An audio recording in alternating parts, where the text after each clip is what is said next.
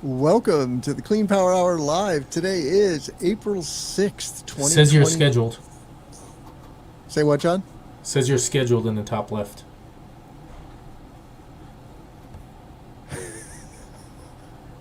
Now you're live. Welcome to the Clean Power Hour Live. I'm Tim Montague, your host. The Clean Power Hour is brought to you by CPS America, the maker of North America's #1 three-phase string inverter.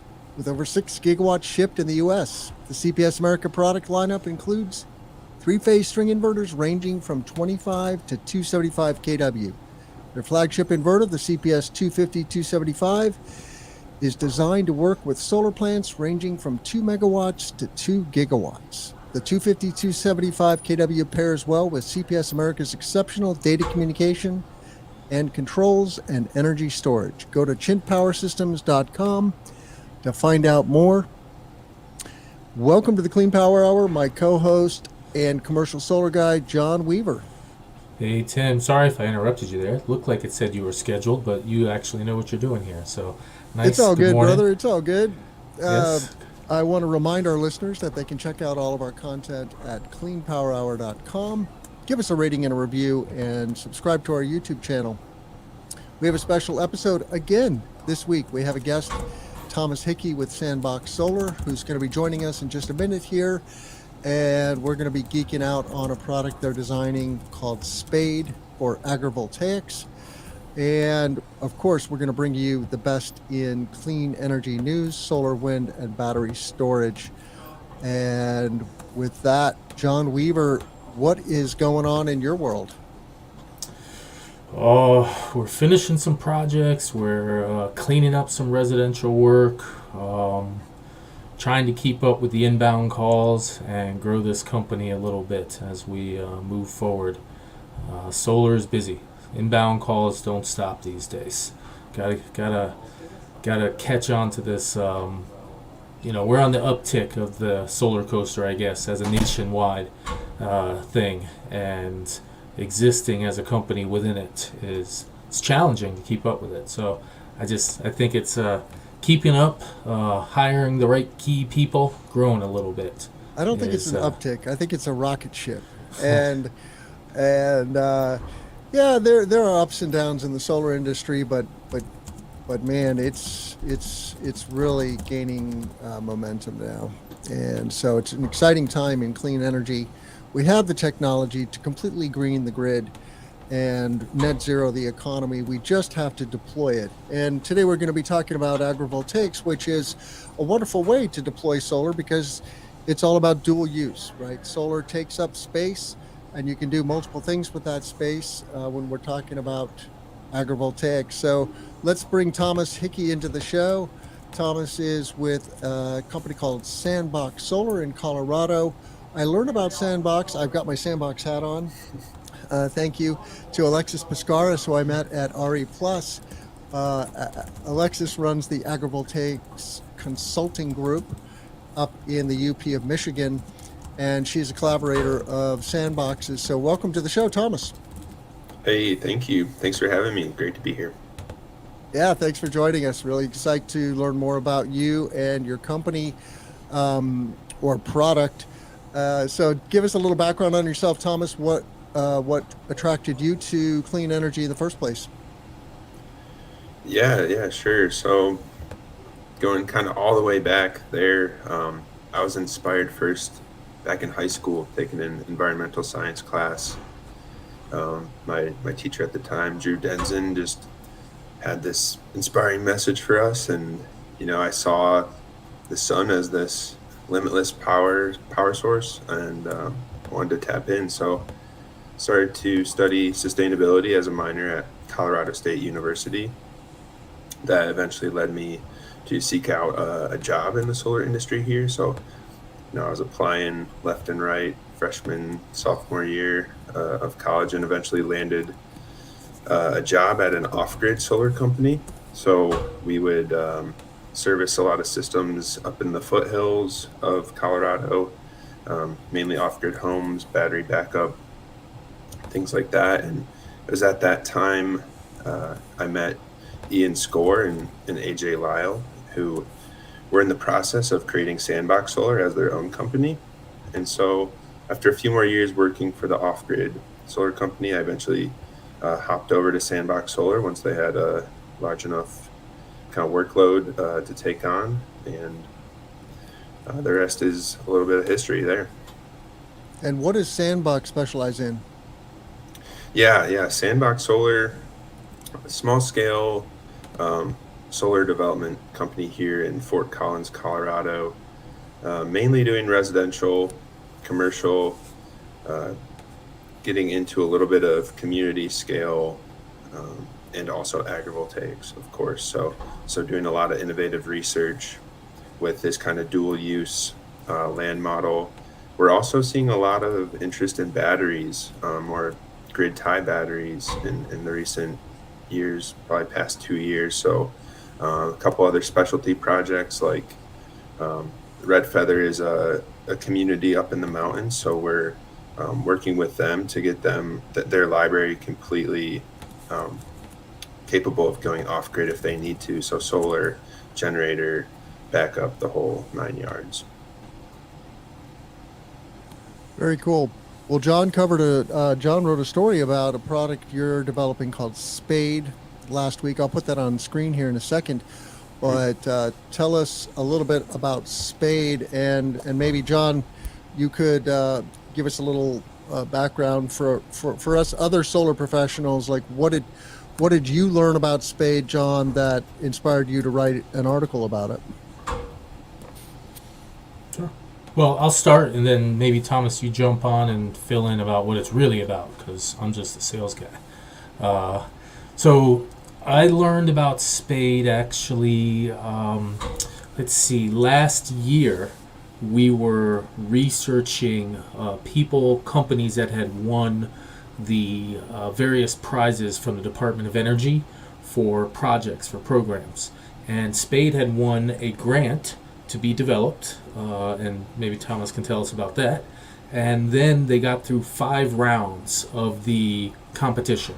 And they just announced round 6. Sounds like a really challenging contest, 5-6 rounds. So maybe you can also tell us about that, Thomas. What's it like going through the Department of Energy competitions?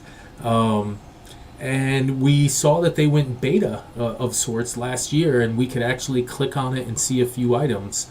And the goal of the software, and this is the key, it makes it kind of like a helioscope, PV Syst, Aurora, a model, a software tool that allows you to input your solar system, and it will output the type of sunlight that will hit the ground and the type of plants, flowers, food, whatever, can be supported by that volume of sunlight. And we were interested in it because it looked like people could sign up for a subscription and use the software and design our own solar projects. Turns out it's a little bit early for people to sign up and do it on their own, but if you reach out to Sandbox Solar, which owns SPADE and where Tom is, you can get them to support you in developing your own layout. And so that's actually what Commercial Solar Guy has done. Our company is working on a very small agrivoltaic project, about 600 kW, located in Westport, Massachusetts. We're very early in the interconnection process, but where we needed to understand how much land we would actually use for the racking system that would be above the crops, and we wanted to start to understand what kind of crops we could put there, whether it was realistic, our layout, our design for the racking system, and some other rough details, because we need to get into the interconnection queue. And in order to submit for interconnection, we wanted to get a decent layout, and so we reached out to SPADE, and they gave us a document and said, roughly here's what your sunlight is going to look like, and roughly here are 4 or 5 types of crops that are locally viable, and here's the sunlight they would get. And so we were just looking for design software to help us do this agrivoltaic project. And I was actually motivated to write about them before we had the project. We interviewed them and tried to learn so we could write about them for PV Magazine. And then during the process of that interview, we got a land lead from a customer saying, hey, And it turned out that that piece of land, it's considered prime farmland in Massachusetts. And if you want solar incentives, you can't really, I mean, you take a big hit financially if you build on prime farmland. I don't even, in fact, they might not let you build there at all. So Unless you do agrivoltaics, right? yes, sir. Yeah, and actually, Alexis would actually know better than me because she knows the Massachusetts Smart Program, and so we just said, okay, we're going to agrivoltaic. There's been an active farm there for many years, and so we're learning. And one of the next steps after interconnection, after we get some hints as to whether or not they're going to let us, we will need to solicit SPADE again from a crop standpoint to communicate with the landowner and the farmer, because they're two separate parties in this particular case, to help them figure out how we're going to work together. The landowner is okay with changing their product. They do sweet corn and gourds right now, but they're open to evolving. And so we're going to need some support in talking about that, because we're solar people. I know how to put steel into the ground, but I don't know how to put the crops underneath them. So right now, SPADE is our agrivoltaic consultant partner to help us move forward on this project. Very good. That was way too thorough, but Sorry. Thomas, I'm just letting you, listen, you people that listen to this show, you're going to hear about this project going forward over the next 6 months, 12 months, unless they smack us down really fast with interconnection. So I'm sorry, it's going to get even more detailed, Tim. No, it's great. It's we're very fortunate to have a legit agrivoltaic solar developer like John Weaver in our midst here. So, and we're standing on your shoulders, Thomas. So, what's the deal with the roots of SPADE? No pun intended.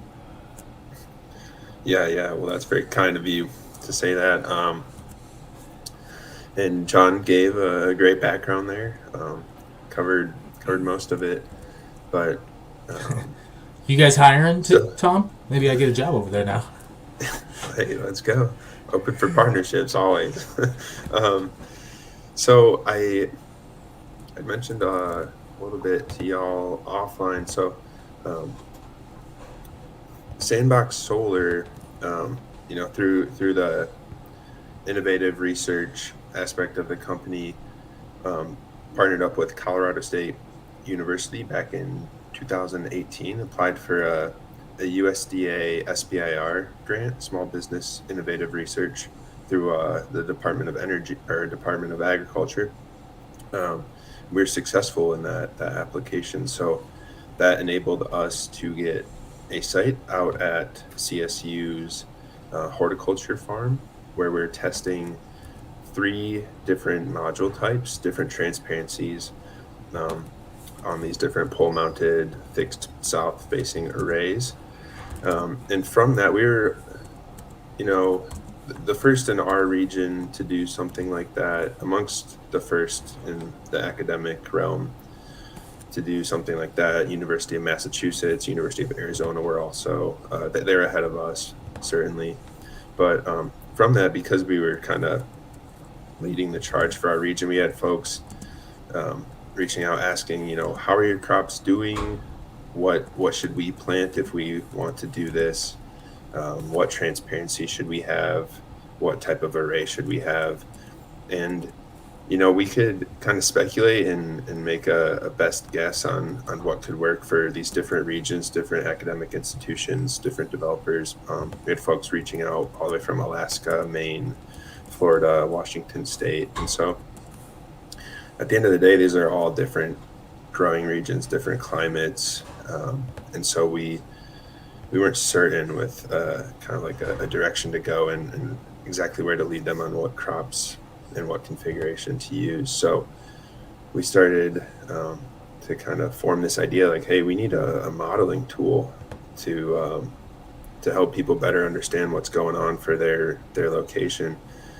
And I had a little bit of background through landscape architecture, actually with land analysis, 3D modeling, and became familiar with a company or kind of a software program called Ladybug Tools, and they're kind of leading the industry for architectural environmental modeling. So we reached out to them and have since partnered with them to start to create the foundation of SPADE Agrivoltaic modeling. So instead of modeling the inside of buildings or modeling like a aurora or helioscope, just modeling the output of the solar, we're now modeling the ground level irradiance, but also the solar output on top of that. And we can model any location almost across the entire world, wherever there's climate data available. So, Russia is kind of out of the mix, and then China is somewhat out of the mix as well, but almost anywhere else in the world we can model right now, and then quickly and efficiently model different array types. So single axis tracking, your peaked canopy like a greenhouse, fixed south, vertical bifacial, and get to a point where we can understand what's going on throughout a specific growing season. And so that's kind of more the back end behind the scenes where the software is at. As John mentioned, we had won a AMC Department of Energy round 5 prize to develop this tool a little bit further and bring all those capabilities to a web application, so a front-facing web application where our vision is down the road it will be more of a subscription model. Anybody can sign up and then be able to create their own array for any different location in the world. But right now we're working that way, but we're also consulting using that tool, more of the behind the scenes, to work with developers, academic institutions, to give them a kind of baseline understanding of what can grow.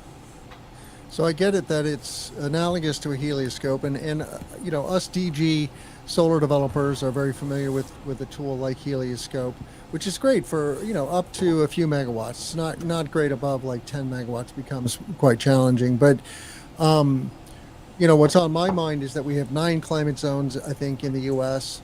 and many different growing regions.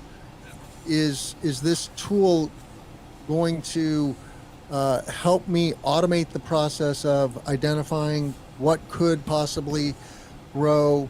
And then there's this need to really optimize, right, around a technology in terms of tracker versus fixed tilt versus dual tilt, east west, and the cost of that construction project, so to speak, versus what's also going to be viable from a farming perspective or grazing perspective. I've been talking very actively with a farmer here in central Illinois who's a corn and bean farmer and growing grains for brewing beer. And, none of those crops are going to grow well in any kind of shade, right? They want full sun. But you could grow hay, and there's apparently a burgeoning hay market here in Illinois that is a good cash crop, and so that's kind of what he's thinking about developing. But how does this all come together for a developer, and does it require a lot of human intervention? Sure. So I guess is the question human intervention? Well, the question is, what are the capabilities of the platform today and then tomorrow? Mm-hmm. And then, how have you guys been working? I mean, John and you have been, it sounds like, working together, or maybe John is working with Alexis is working with you. I don't know exactly what. But yeah, working with our whole team, me included, certainly. Yeah. So at this point, there is a bit of the human interaction involved in that process. So we have an intake form, which we'll have our partner fill out to the best of their ability with the configuration details, and then that's something that I and the rest of our team will model that, and then generate the analysis, generate a report from that. But down the road, we are anticipating that will all be automated. All the different parametric functionality of this tool will be brought to the front end. So it's more of a software as a service type of platform where our team is removed and we're there to take in recommendations and advice and feedback from the users, and then develop it further to the needs of the users. So we're also in a dynamic spot right now. We're early on, and so working with folks like John have been invaluable to us. Hearing some feedback and then understanding how we can make it better, how we can generate metrics that are actually valuable to a developer, to the landowner, to the farmer, and understanding kind of the end user, the end client, and have them in mind throughout that process. What do you think, John, when it comes to that optimization problem? That seems like a tough nut to crack to me, but is it tough in terms of choosing the technology and the dual use? So we're very early in our services received from Sandbox and from Tom, and we've been given one report so far. And for our purposes, the report was a feasibility analysis. We wanted to see if it was possible to use this land to get a feel for what the spacing would be and to understand how it's going to work within the SMART program. Because we knew that we had to space out our trackers and lift them 10 feet to be within the program here. And we also knew that Alexis knows the SMART program. So we gave them our rough layout and said, this is what we think we have to do. Could you please look at this layout, do some fiddling, and also give us a recommendation? So we were actually given two models by Tom. We were given a 20-foot spacing between the rows and then a 30-foot spacing. And when you got the 30-foot spacing, you started to see new crops that became viable in between the rows. The first model just focuses on 4 crops. And Tom, were those 4 crops you picked out that are generally viable for the region based upon growth? Yeah, okay. So yeah, for the most part, but also knowing that the farmer had done corn and cucurbits in the past. Okay, yeah, so the document that we received talked about blueberries, talked about corn, lettuce, and then a 4th item I can't remember right now. And each one had its own amount of light that it needed to get, and it gave kind of a smooth gradient map. So you could say, okay, maybe they can grow blueberries underneath the solar panels, and then in between the solar panels, north and south of them, they can grow a lettuce or something. And so for the feasibility analysis early on, it fit. It did the job to make us feel, okay, we at least can have a decent conversation with the landowner, with the farmer, and speak like semi-educated people. Really, it's going to be Tom and Alexis who are the farmers, or at least farmer trained, who will end up speaking with the customer. And then we also are going to lean on them to help us move through the documentation process with the state of Massachusetts to prove that we're building an agrivoltaic facility that'll meet their rules. So as of yet, it's met our needs. Our needs are very early and very limited. We're in the feasibility stage for now. So yeah, I'm happy with it to get us through early on. Tim, I also can chime into the kind of optimization aspect too, and thanks, John, for that. So we have heard that kind of feedback through a couple of conferences that we've been to. A little bit of user feedback too. So there's kind of 2 ways that we're thinking about it, and one is kind of PV centric and the other one is kind of agriculture centric. And on our beta version right now, actually at the very bottom, we have worked with Ladybug Tools to conceptualize this dual optimization type of interface.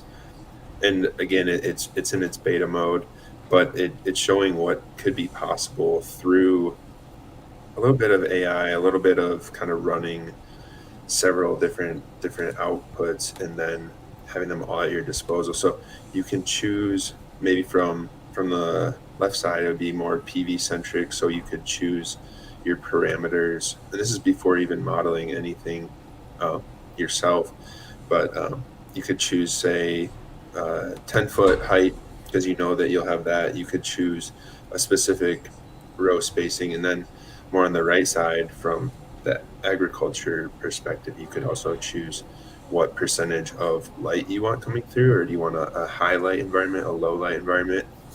And then it will narrow in on certain possibilities that could work for your location.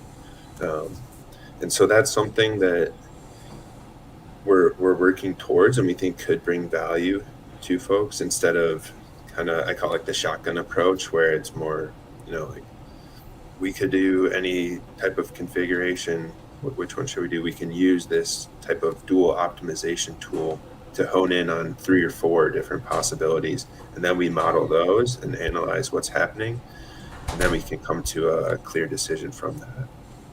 Makes sense. Makes sense. So, The- what should other developers and landowners, I guess, those are 2 very important populations here for our show. What should they be thinking about when starting down this path of developing agrivoltaics? Yeah, they it really depends on the scale of the project, um, thinking about their goals, kind of their the way that they currently use the land, but they already know that. So I think that for them and from their perspective, it's really being able to tell their own story to a developer who may approach them, or maybe they seek out a developer, but try to speak a common language with that developer, so that the developer could know kind of what row spacing they need at a minimum, maybe what kind of height, what crops they do grow, or that they want to grow in the future. Because oftentimes a farmer will have their equipment for a specific crop, and they've been doing it for decades. So you don't want to add this new kind of like land use PV to the site and then change the crop and the livelihood and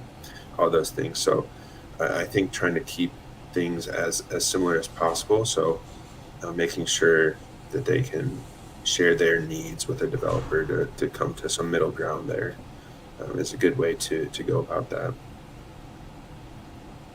Yeah, I think I actually, as a developer, feel a little more confident having a kind of on our team somebody who grasps the farming side better, because I know about solar power. I might be able to say a smart thing or two now about farming, like, oh yeah, corn is a full sunlight crop. Yes. And so now I sound smart because I know what to say the term full, but I don't know jack. And so I think having somebody who is credible at least helps me feel confident that I'm not going to mess up this project with this farmer. Because, this particular customer, they're like, John, we want to have more long-term consistent revenue for our daughter, because one day we're no longer going to be here and we're no longer going to own this land, and we want to help our kids. And so suddenly I have this extra pressure. It's like, oh, not only am I just building a solar project, I'm actually helping somebody's generational wealth continue. And it's like, I got a responsibility. And so when you were saying, John, how does this help or when you asked Tom, John, what does the farmer help? I want to make sure I'm competent in communicating with that farmer. So that was a piece that was valuable for me when I showed it to my landowner. And I guess one final question for you, Thomas, is like, where do you see the most traction happening? Massachusetts has some good legislation promoting agrivoltaics. We have that here in Illinois, but more on the pollinator-friendly side of things, which many people consider agrivoltaics. I'm on the fence about that, but big fan of pollinator-friendly solar, no doubt.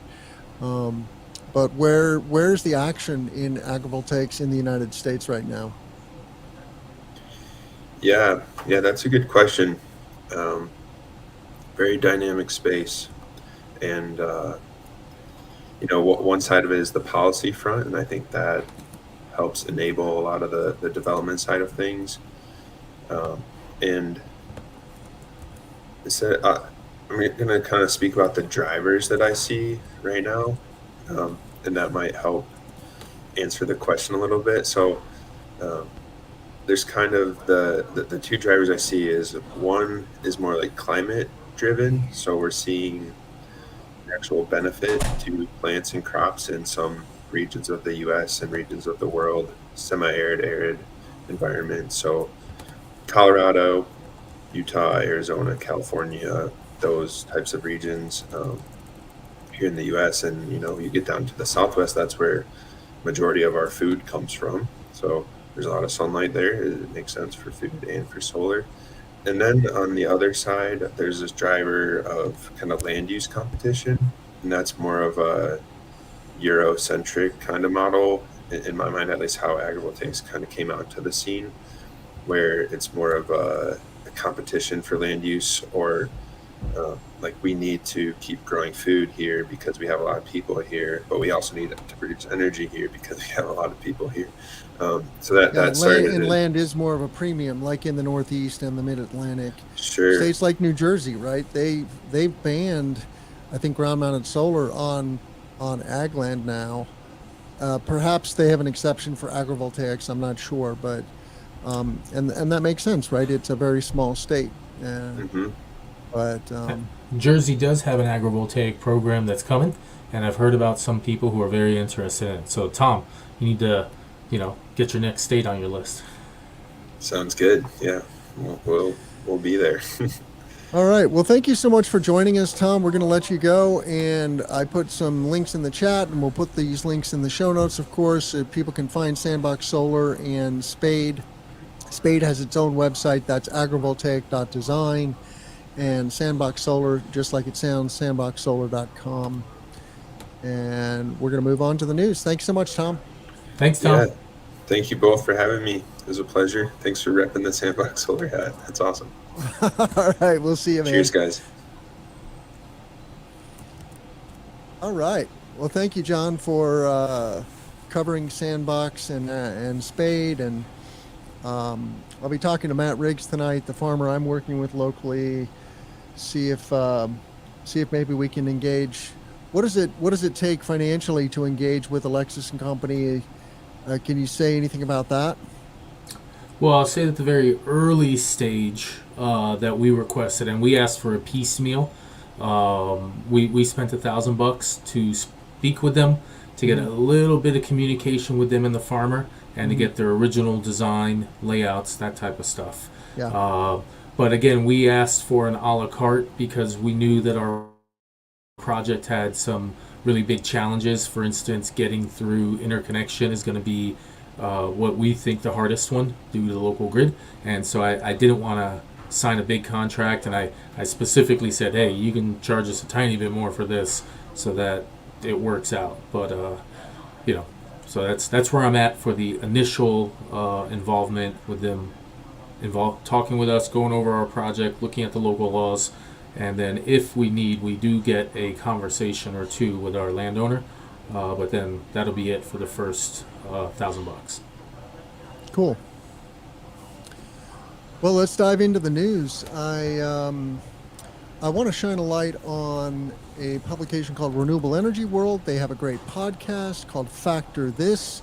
Shout out to John Engel, the host of Factor This. I was listening this morning to his interview with Dan Sugar of Nextracker, which is a really interesting story. Dan has been in the solar industry for, I think, 40 years now. He was talking about a paper he wrote in 1994 about trackers and modeling, something about backtracking, which is something that really smart trackers do to optimize the output of the array. They don't just track straight to the sun. They will do this tricky backtracking to get optimal performance. But anyway, check out Renewable Energy World. And the story is that the DOE built a VPP, a virtual power plant, with solar, a nuke, electrolyzers, and storage.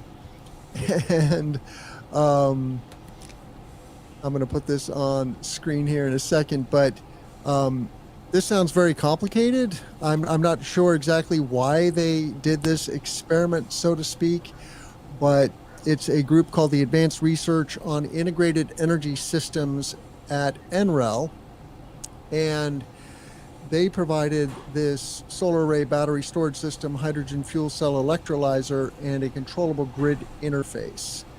And then it also involved the Idaho National Laboratory, which I think of as doing a lot of nuclear research. But and this product was called, or this project was called ESNet.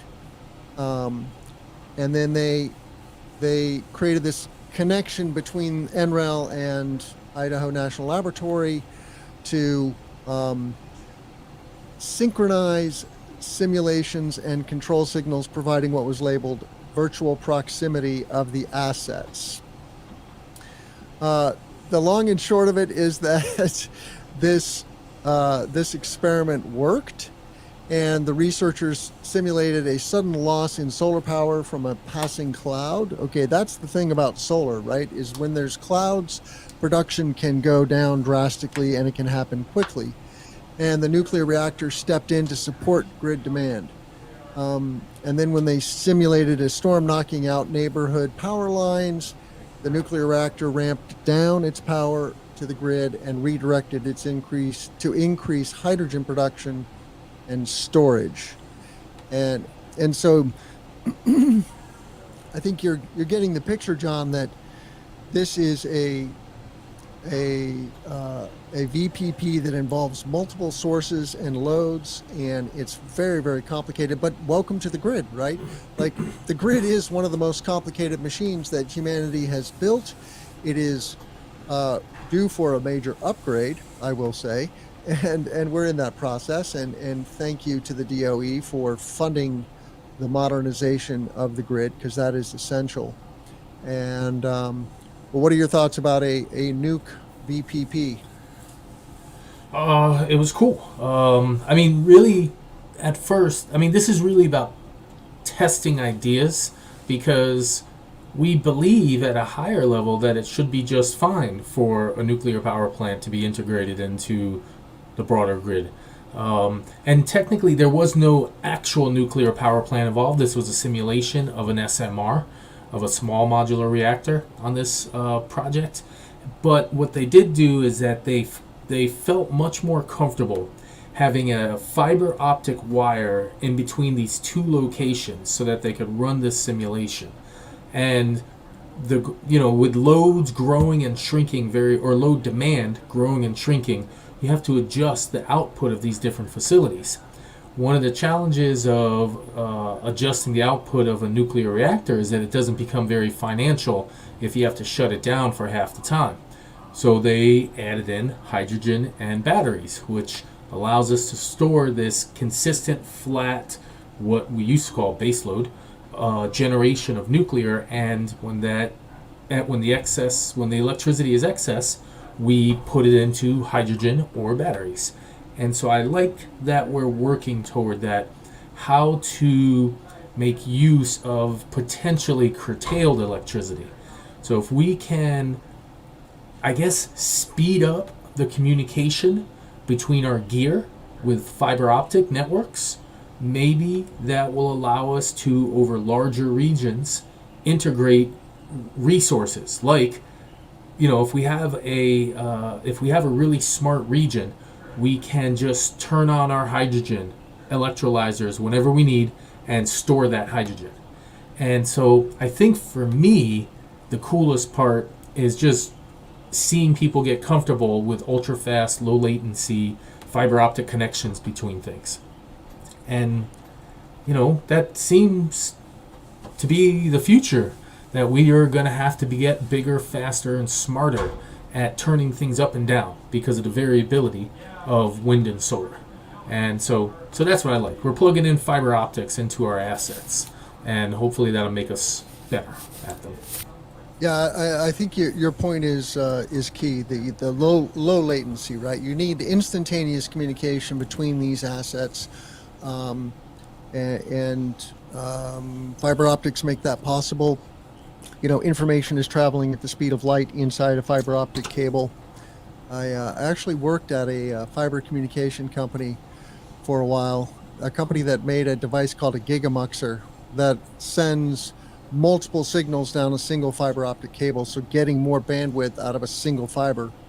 But let's move on. Renewable Energy World found another wrote another great story for us on picking a site for a clean energy gigafactory, and this was contributed by Mark Hagedorn, Vice President of Manufacturing Services at Clean Energy Associates, well-known engineering and supply chain company in the global clean energy economy. And he identifies just some of the keys here. Like, you and I have talked about the gigafactories that are blossoming up in states like Georgia and Tennessee and Arizona. These are battery factories, these are EV factories, and these are solar panel factories. But you need water, you need lots of it, you need clean water, you need power, of course, and you need labor. The only thing he doesn't call out is you need real estate. And in the case of some of these gigafactories, you need lots and lots of real estate. And it is a little mind-boggling how big some of these real estate sites are, because they're building factories that are over 1 million square feet, sometimes multiple millions of square feet now, under roof. But really cool story, and the game is on, like, who can build gigafactories fast enough. I see gigafactories as the integrated circuits of the modern economy in a way. Like, these are the chips when you zoom out, right, to the clean energy economy, John. These are the chips that really make it possible for us to scale the energy transition. If we don't have gigafactories, we don't have a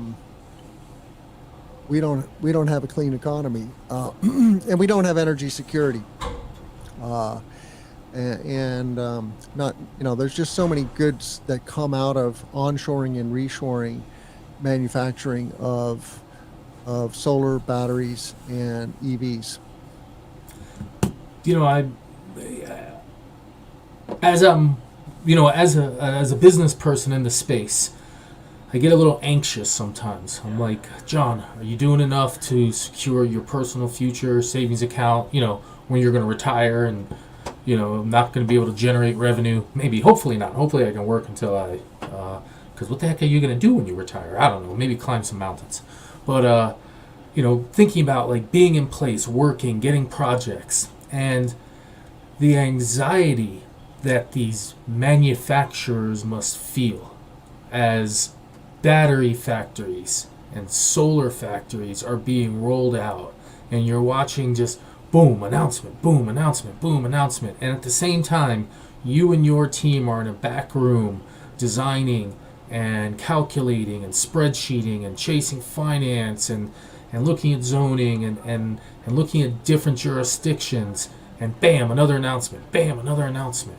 It's like, it must just be, there must be a certain level of stress with knowing that in order for your company to get their facility deployed, it takes so much work. And you know what? There's a whole bunch of other teams that are just swinging at the exact same moment.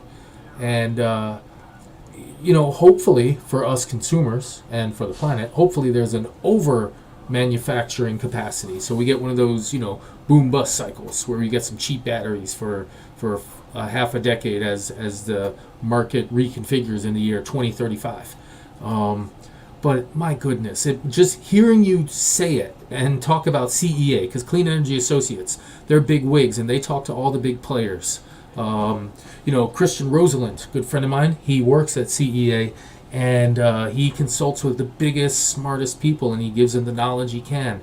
And I know that those battery companies are watching these lists, and it must be a pit in their stomach every single time another battery company comes out. And I think I saw today from Bloomberg, they suggested like 50 gigawatt hours. I don't know, whatever the number was. It's like many factories. And it was just makes me think there's a lot of people right now who are racing to get their deals done. And pretty soon that window is going to change. It may not shrink because we're going to be expanding for a long time. And I could talk to you about some capacity, global capacity numbers that Tesla put out, projections. But my lord, it's just going to be it must be something going on in these people as they're working hard trying to get these factories. And we actually have 2 or 3 factory related posts. We should read the one about Michigan getting a little antsy about their new factory coming from CATL and Ford. But man, must be hard to watch. And CEA, they're a leading consultant on this, but their customers must be like, let's get at it. Let's get this factory moving. Let's build. Let's sell. Because you got to sell to make that second factory. That's going to matter. That's going to matter real soon. You're talking about a story on the docket today? Yeah, we got a couple of stories on the docket today. If we look at there's one factory that was rejected by Virginia, and now the people in Michigan are getting a little antsy about it. And then later on we can talk about Tesla. It was rejected by Virginia and moving to Michigan. Is that what you're saying, or? Yeah. So a couple of months, actually around the turn of the year. I don't know if I want to put that on screen. It's Fox News. Well, yeah, good point. But so earlier in the year, actually around the end of last year, Virginia's governor rejected a factory that was going to be built by CATL with Ford for battery cells. And he said, and he kept using the term communist China. And because, that's his pitch. That's their political push right now. Don't want to be associated with communist China. So Ford, who's a Detroit company, said, all right, we'll move that factory to Michigan. Now there are people getting a little antsy in Michigan. Now, whether or not, I know the governor of Michigan is going to be in support of this, but who knows how the politics go. So it's, building factories is complex and something, and it's really interesting to watch. I mean, this is the first time as an American that we're in a factory building boom, and to be as an individual in the field that is learning of it and watching it. So the problem is that there's a Chinese company that wants to build a factory in Michigan. Is that the problem? It's CATL. It's CATL. Yes, yeah. And they are absolutely blessed by the state of China, without doubt. That's how they get their finance so cheap, and that's what it is. Communist China. That's our politics. So it's these. I wonder how CEA talks about politics with their customers, because CEA takes into account those types of dynamics. Well, I mean, this is an opportunity for American companies. Check out our episode with America's Battery Factory. There are American companies, born and bred American companies now, that are building gigafactories. ABF is building a factory in Tucson, Arizona. And so there is competition to CATL, but we're just getting that competition ramped up, right? And so if you're Ford and you need, pardon the French, a shit ton of batteries, you don't have a lot of choices, right? That's why they're partnering with CATL. Like, you can't have your cake and eat it too, John. Do you want to build EVs at scale, right? Do you want to really get that supply chain going, or do you want to? I mean, I don't know, man. Maybe we got to lobby Tesla to build some more factories. I don't know, but you're right. It's right now. That's where we're at. That's the status of where our Tesla manufacturing has announced capacity a new is. factory in Mexico. Yep. And it's a big one. I can't remember the acreage involved, but it's like tens of thousands of acres.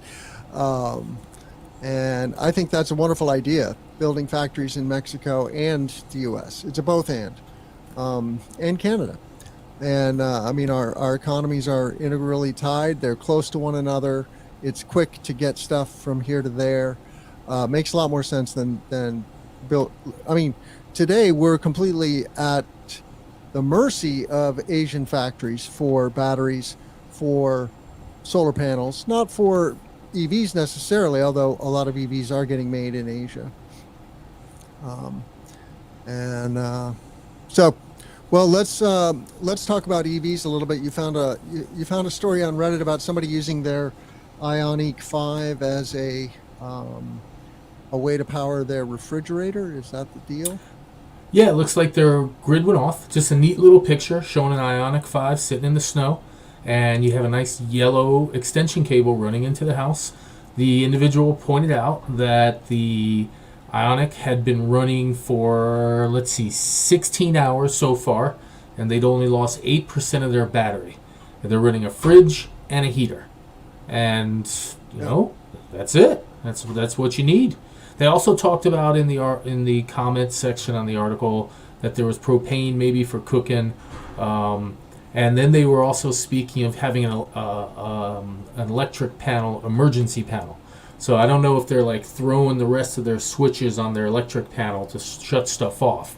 But the comment that I thought was most interesting is that as of yet, after 16 hours, they're only down 8%, and that they suggested they have 3 more days of electricity reserve from their Ionic. And that's just just a battery. That's their car battery, and so I just thought it was cool. So and the coolest part is, so I also have an Ionic 5, and I had been wanting for a while to buy that plug unit, and you can see it in the image that they share.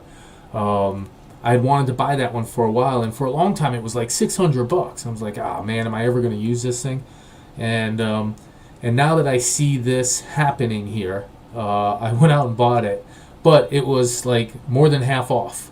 So I did that, and then they have a little ad. So here's a little secret: if you go to the Hyundai website and you try to buy the car plug, and you put it in your checkout bag, and then you leave the website for a few hours because you get busy with work and you didn't have your credit card, you'll get an email from Hyundai saying, "Hey, check out your bag, and here's a little ticker to put in your savings code, knock off 15%. So, because I was busy and couldn't find my credit card, I got an extra 15% off. So now I'm going to have one of those little plug-in things, and I'm also going to have to buy an extension cord adapter, because you can only plug one extension cord into it. So I want to get one that has 3, so I can plug in 3 items directly into the unit. So that's my that's it. It's nice to see consumers having access to vehicle to home. And I found a related story earlier this week. I posted it on LinkedIn from DNV about how vehicle to everything can turbocharge the energy transition. And, I don't want to dwell too long on this topic. It is a big topic, but a very important topic, because we get at least 2,500 times more energy than we could use from the sun, even after we make the transition to electrifying the economy. And so batteries just become preeminent. They, of course, work when the sun isn't shining and the wind isn't blowing. And they also can get you around town and get you to your job and get you to your construction site. So they are just the superpowers of the clean energy transition. I frankly think batteries are probably more important than anything else when it comes to clean energy. And but they just point out that there are some things like the grid operators, the ability of the grid to handle this new infrastructure is challenging. And you can imagine when you have fleets of vehicles, that is a tremendous load center when those vehicles are charging. Now, then it's a flexible resource, because then the vehicles can travel around. They could power up, if we're talking buses, they could power a community center if there's a hurricane or a tornado.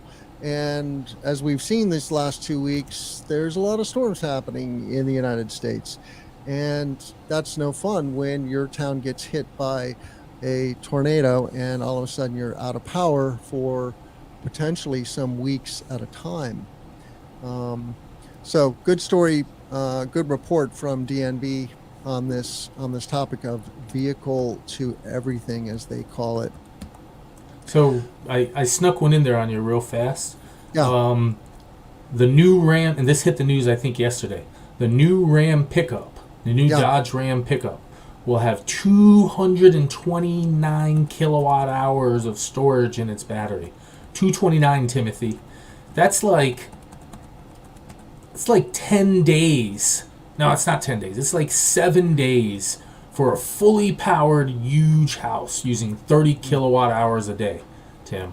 I mean, that's you not noticing. 229. There's actually people complaining it's way too big of a battery because, you know, we have limited lithium as of yet, but 229, man. If we threw a whole bunch of those onto the grid, that would, you know, we'd take a big dent out of our needs, our power grid needs. So the story is on CNBC. It says Ram's electric pickup will top the F-150 Lightning and GMC Hummer in EV range.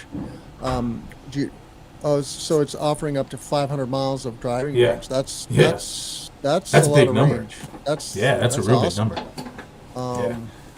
I see a little Rivian in that front grille there.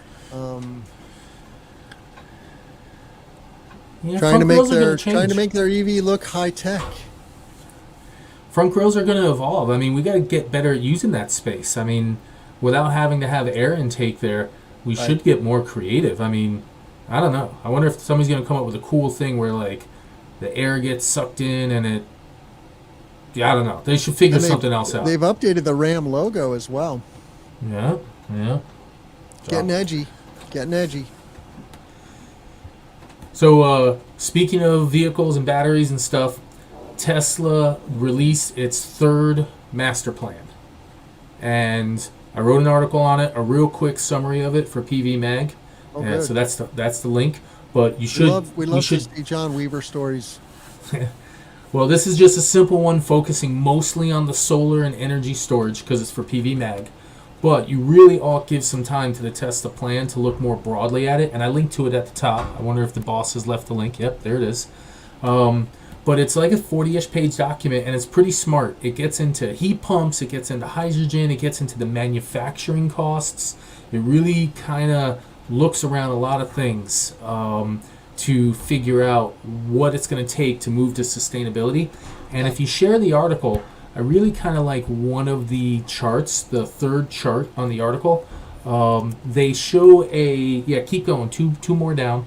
They show Keep going? Yep, one more. Okay. They show a waterfall. It's right there. And that waterfall shows how much wind and solar will be needed to do each chunk of the work below it, of the decarbonization. And of course, the biggest chunk is our electricity. So 11 terawatts, and this is global, 11 terawatts of wind and solar to repower our current electrical. Then, to do all of our transportation, switching to EVs, 5 terawatts. Yep. For the heat pumps, 5 terawatts. So roughly there, we've just doubled the grid. 5 plus 5 plus 11. We've almost doubled the grid with EVs and heat pumps, which is actually a smaller number than I was expecting, Tim. I thought it'd be a little bigger. The EV number jives. The heat pump number I thought would be bigger. And then 3 other sections. This is industrial heat, so electrifying high temperature, producing hydrogen, and then last but not least, planes and boats. And so 240 terawatt hours of energy storage from of various sorts is projected for the grid. And a whole bunch of that is lithium ion, of course. So this is just a neat chart. They did some good thinking in this document. I like it. I don't know if all of it's right. There's 1 or 2 pieces I question. Like, for instance, they suggested only 64 gigs of offshore wind for the U.S., but we're still early. I guess that's a nice, safe number. But that number could be a lot bigger. But that's not my nitpick. You know, the broadly speaking, the swaths, the painting it did, I think are pretty solid. And it was just nice thought exercise for the Tesla master plan. So good doc. Yep. Yeah, I'm a big fan. I haven't read the master plan. I watched a very good summary of, you know, Tesla's presentation of this now 6 weeks ago, I think it was. I mean, they gave a 3.5 hour Investor Day Summit presentation, and it was impressive. But the good news, as I stated earlier on the show, not today, but when we talked about this 6 weeks ago, is that we have all their assessment is we have enough minerals, lithium, silicon, aluminum, etc., to make the energy transition, right? we're not going to be limited. It's just a question of deploying these assets, right? Building the gigafactories and building the solar and wind farms and battery farms. That's the limiting factor. And then bringing our people into the trades. I was listening to a military consultant this morning addressing the manufacturing needs in the U.S. and he's betting on 3D printing for steel manufacturing. We'll see. Yeah, totally. Well, we got to wrap up the show, John. So, how on earth could our listeners possibly find John Weaver, the commercial solar guy? CommercialSolarGuy.com. It's not easy. I look for him every week. I'm always 3 minutes late. Sorry, Tim. You're fine. And then sometimes, I introduce him during the intro because I'm still learning how to do things. Sorry about that, Chint. Didn't mean to break up Tim's descriptions of your hardware. I do like your inverters. They're very, very nice, CPS. So I got a Chint inverter here for you, John. Ah, if you wear the Clean Power Hour ad I sent you, I'll send you a Chint inverter. Oh, geez, the leverage is happening now. So commercialsolarguy.com is the best way to find me. We have a contact us form, but I'm also on Twitter a whole bunch under Solar and Mass, and on LinkedIn, John Fitzgerald Weaver. So all over. Tim, how can people find you? Very good, very good. Yes, LinkedIn is a great place to find Tim Montague, and at my website, cleanpowerhour.com, you can find all of our content there, including our YouTube content. So just go there to cleanpowerhour.com, give us a rating and a review, share the show with your friends. We want more people to learn about the clean energy transition and become bona fide clean energy professionals and help us speed the energy transition. And you can also give us a rating and a review on Apple and Spotify. That makes a big difference. But I want to thank you, John Weaver, for being here, and shout out to Sandbox Solar and SPADE and our friend up in the UP, Alexis Pascaris, who made that all happen. So with that, I'll say let's grow solar and storage. Take care, John.